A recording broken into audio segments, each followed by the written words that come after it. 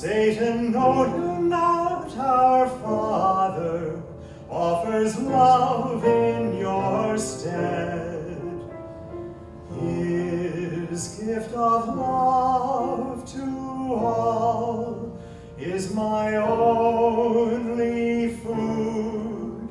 He is all I own. What does man need but him? And the darkness lifted, love destroys Satan's power. Then at last the Savior could begin bringing all to God. For he taught them in freedom, wanting nothing in return.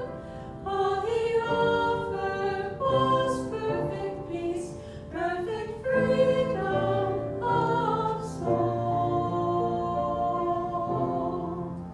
God is all I love.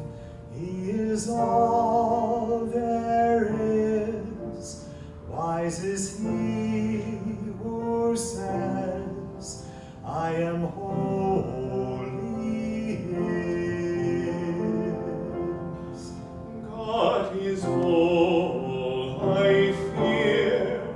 Lo, my throne of power, shaken by his love, was destroyed in that hour. Throughout all the world, a new spirit was born. Jesus brought to men's hearts hope for those steeped in sin. God is all I love. He is all there is. Wise is he who says, I am trusting his. God is all I love. He is all there is. Wise is he who says, I am trusting his.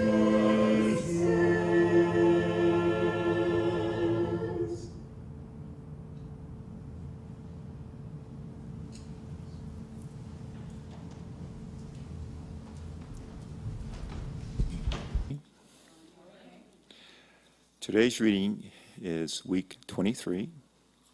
Why do devotees fall? Truth is one and eternal. Realize oneness with it in your deathless self within. The following commentary is based on the teachings of Paramahansa Yogananda.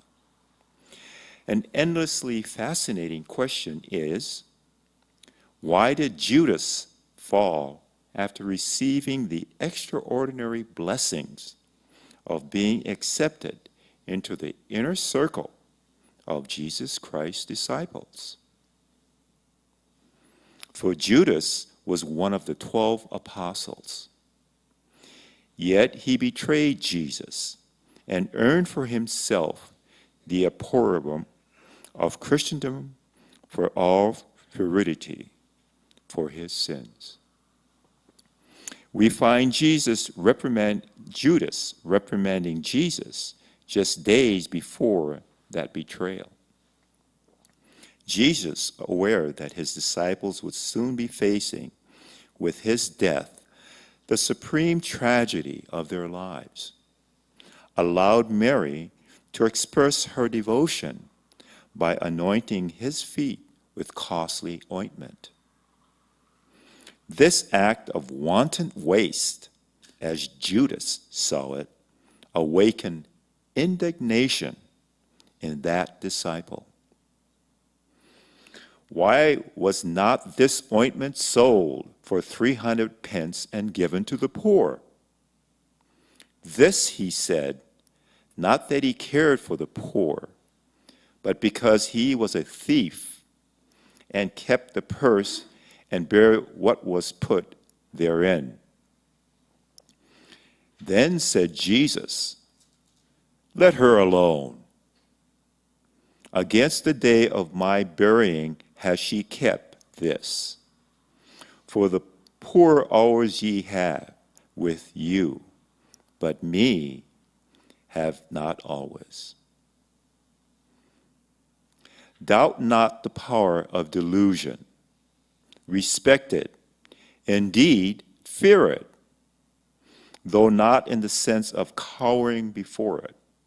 For as Yogananda said, one is not safe until he attains nirvikalpa samadhi, the state of final union with God. Judas, through attachment to money, opened his consciousness to subtle influences, which may be called satanic.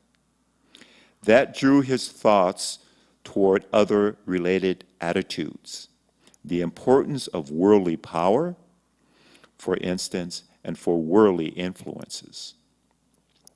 The Bhagavad Gita gives a graphic explanation of how easily the mind can be drawn downward once it begins to feed on wrong attitudes.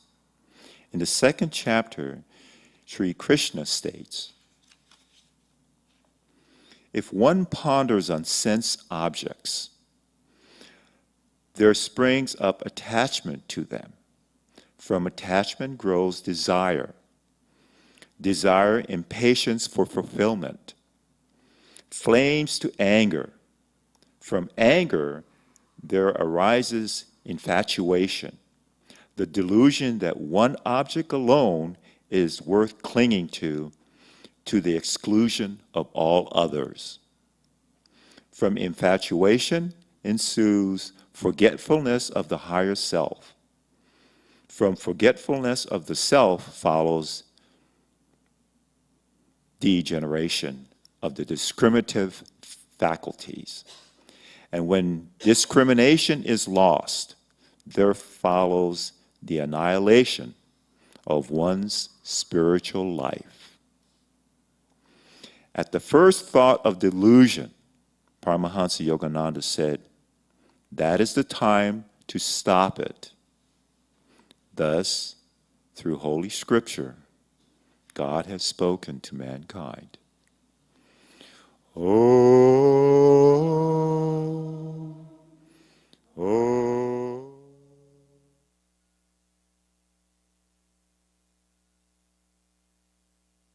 Last half hour, we've had more spiritual power and consciousness shared and awakened than most people get in the better part of a lifetime.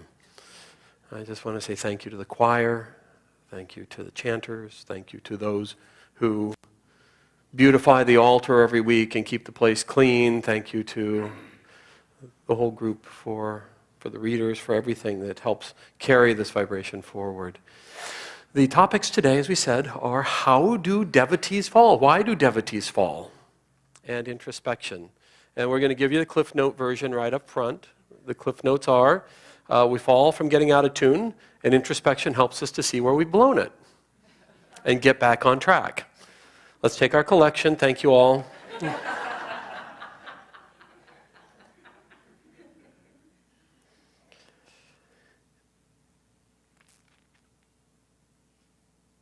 The power of delusion, the power of Maya. Maya is extremely good at what it does. God, when he created, Yogananda says, when God created this time around, which implies that he had done it several other times and had experiments with it, even God practices. Okay? Practice, practice, practice, and we don't always get it right. It's said that the first few times that God created, it's the nature of joy to want to share itself. It's the nature of God to want to express and share itself, and there's nothing to share with, so he created. First time, he put out this energy into the creation, and there was nothing to hold it. Everything just got still and reverted right back. It was a little like opening a book and saying, and reading Once Upon a Time, the end. It was fairly dissatisfying. And so he put out more energy and then finally realized that in order to keep the dream going, for it to be a satisfying story, that he would have to do something different. And what he did different was he inserted Maya, the capacity for things to look different than they are. And really, it's that simple. We experience life outwardly through the senses. And the senses lie. There is nothing that you perceive through the senses that is ultimately true. Nothing. Everything perceived through the senses is a part of a dual play of light and shadow, is a part of vibration. It goes up and down, in and out, up, around and about. There's nothing stable about it. There's nothing ultimately true about it. And yet we relate to these things as if they are true. And it's only by pulling away that we get a chance to have a different experience. The fact that there is no ultimate verity in a world of relativity, there's nothing ultimately true in a world of relativity, is something that we would all do well to ponder. Every one of us is operating, our little field manual of how to move through life. Every one of us, unless our pictures are up here, unless we are walking on water, unless we're really free, we bought a bad manual. There are pages missing. Some of the maps, some of the trails are outdated. They're overgrown. I backpacked. Before I came to the path consciously, nature was one of my resources for feeling the experience of God. And I loved backpacking. And I remember going up into the backwoods of Yosemite. Yosemite Valley is very well traveled and heavily trafficked, but there are backwoods that nobody ever goes to. And I went to an area called White Wolf, and they did a 6-day solo, just 50, 60, 70-mile trek through the backwoods. And there was a really clear path on my map that did not exist any longer. And fortunately, for the service, I found my way. Otherwise, it'd be very quiet right now. But there were moments of real puzzlement. It was not at all clear where the trail was. And I believed I knew. Starting off, I believed I knew where I was supposed to go and how I was going to fulfill my journey. And that's the problem. That's the problem with every one of us. We navigate by the wrong pole star. And Swami Kriyananda used to speak to this. He used to say, if you try and find joy through an outer condition, you'll always be disappointed, and it'll always be some other time, some other place. He said, what we need to do as yogis, as truth seekers, is we need to seek joy first. Our job is to seek joy first, to seek the presence of God first. And then allow that to infuse whatever else we're doing. But that's the pole star. It's not, I will be happy when. It's, I feel the joy of God now. And that's where we get it wrong. Maya's very good. That's where we started. We think that somehow, if things were just slightly different, then we could be happy. We all know intuitively, because it's our nature, we all know that there is some supreme state that we're missing. There's something that we just don't have a hold of right now that is just beyond our grasp, just there, and we don't know how to get it again. And so all of our efforts, we go and we get the new job, we serve, we get the girlfriend, get the boyfriend, get the kids, get rid of the kids, get rid of the boyfriend and the girlfriend and the wife and the spouse.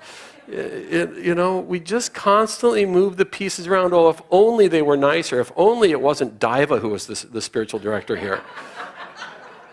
Oh, there's a lot of that, and it ebbs and what flows. But the problem is not with who the spiritual director is. Swami said one time, it was very interesting, he said, there are people who have issues with me. In fact, at one point he was talking to leaders, he said, if nobody's mad at you, you're not doing your job. Because if you're really trying to help people move forward, there will always be an egoic reaction. There will always be resistance and always be kind of, and the leader always gets the target. It's painted on the front when you get the job. It's painted on the back too. Because people need a place to externalize. And so, but he said, I could be Satan himself and it wouldn't change what you have to do in order to find your own happiness. It has nothing to do with the person that's standing there. It has to do with you and your commitment to finding God first, to living in the presence of God.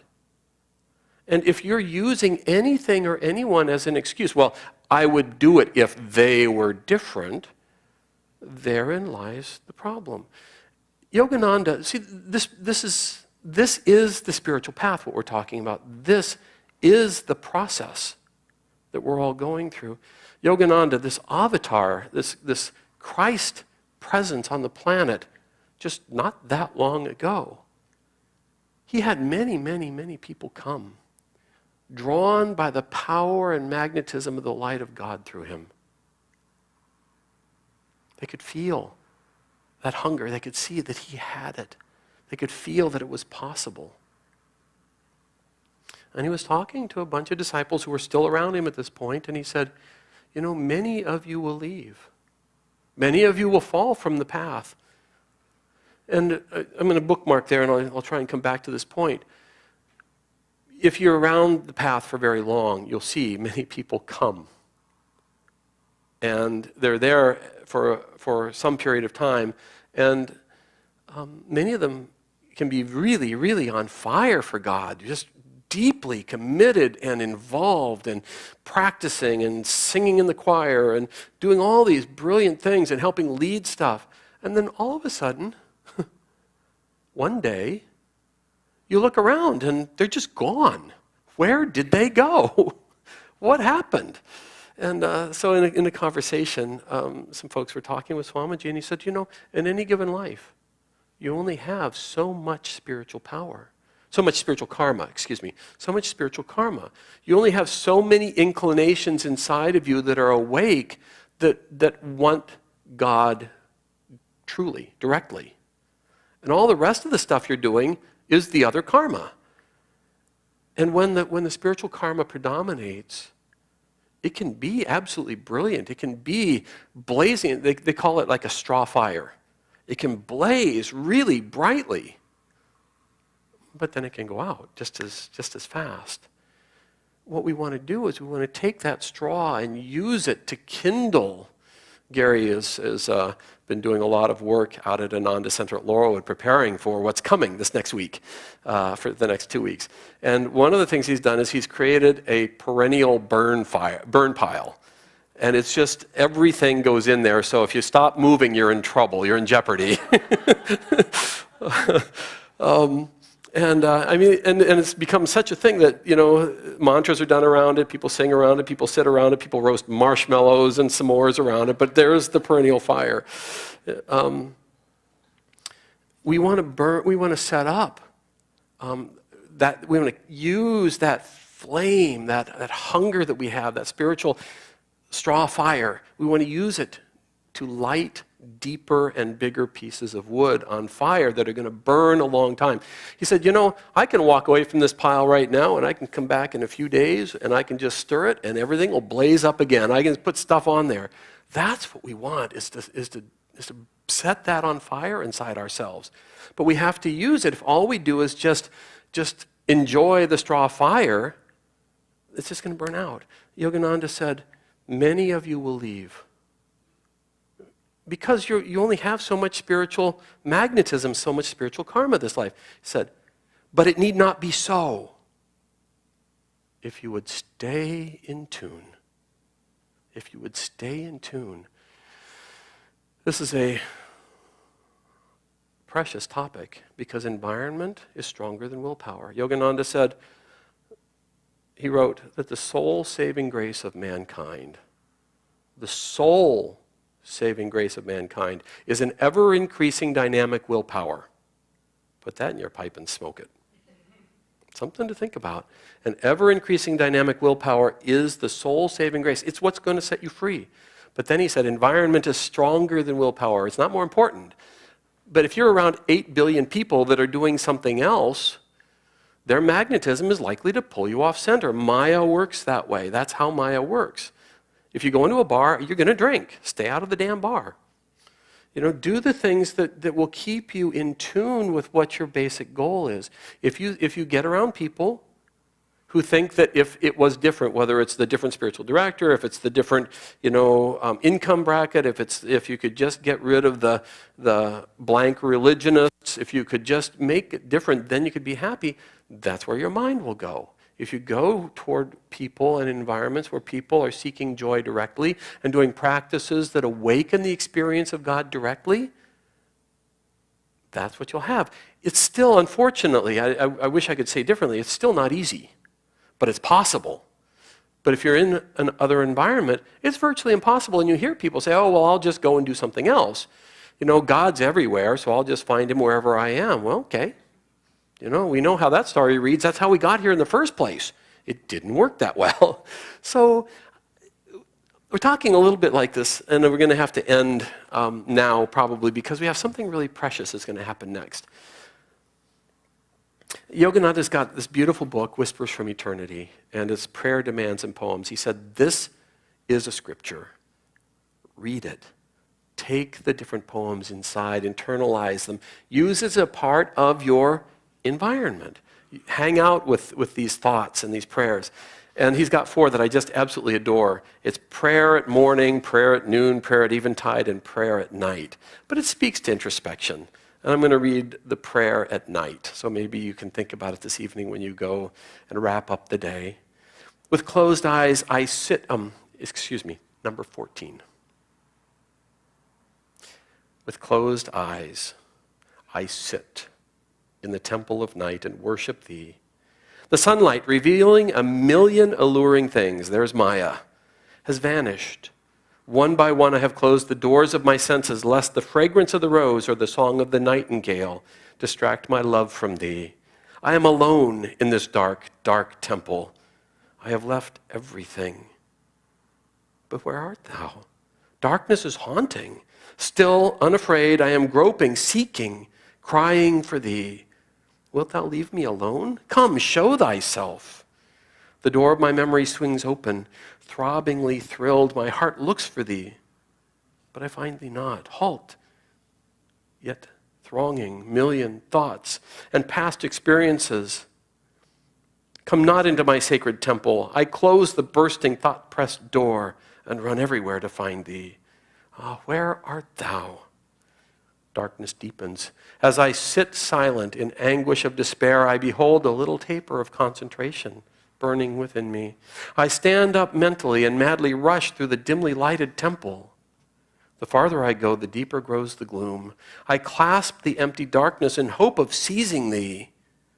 Finding thee not, I return again and see the taper dimly burning. I sing outwardly a loud prayer. My large teardrops and my strong gusts of prayer almost extinguish the taper. I will pray no more with words, nor rush and run about in the temple of Stygian darkness, nor drown the taper with my tears. I will sit still and command my breath to make no sound. I rebuke my boisterous love for thee. The taper of my meditation burns brighter now. Oh, how maddening. I cannot worship thee with words, but only with wistful yearning. Brighter the light grows. I behold thee now. Thou art I. I worship thee. As night hides everything, so will I worship thee in hidden silence. I am glad with the joy of all minds. I will use the screen of the night to hide myself from the tempting things of the day. O night, when I am worried, throw thy veil of silent darkness around me. Create a dark temple for me wherever I go, that I may invoke and call him whom I love at any time, anywhere, everywhere.